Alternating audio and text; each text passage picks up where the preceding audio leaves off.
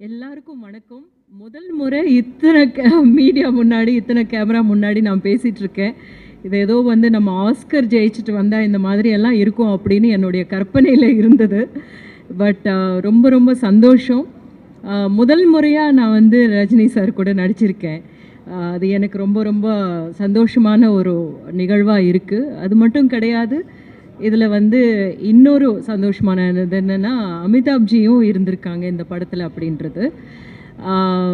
அதுவுமே இல்லாமல் அவர் ஞானவேல் அவர்களுடைய இந்த படத்தில் ஒரு பகுதியாக இருக்கிறது எனக்கு ரொம்ப பெருமையாகவும் இருக்குது.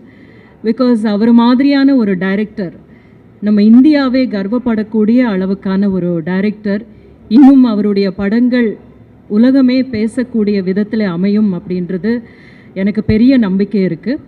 அந்த மாதிரியான ஒரு இயக்குனருடைய படத்தில் நான் வந்து ஒரு பார்ட்டாக இருக்கேன். It's a very small character. நீங்கள் வந்து அப்படி கண்ணிமைக்கிறதுக்குள்ளே போகிற மாதிரி கேரக்டர் தான். But still I really loved it. ரொம்ப ஒரு சந்தோஷமாக, ரொம்ப பெருமையாக பண்ணியிருக்கிற படம் இது எனக்கு. நன்றி.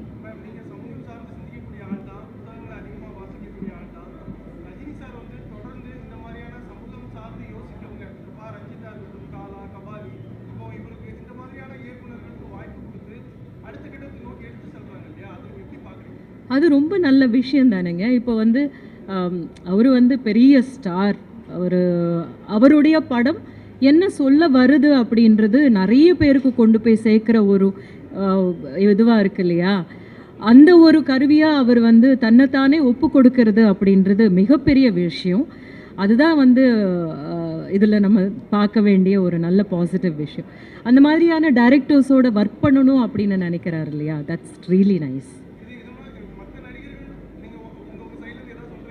இல்லை, தமிழில் வந்து நிறைய பேர், எல்லா ஆக்டர்ஸும் அந்த மாதிரி தான் பண்ணிகிட்ருக்காங்க அப்படின்னு தோணுது. இப்போ தனுஷா இருக்கட்டும், இல்லைன்னா வந்து சூர்யா அவர்களாக இருக்கட்டும், ஜெய்பியுமே அவர் வந்து ப்ரொடியூஸ் பண்ணியிருக்காரு.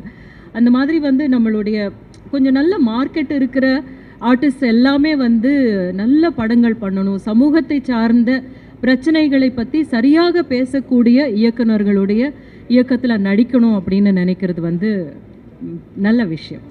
நன்றிங்க.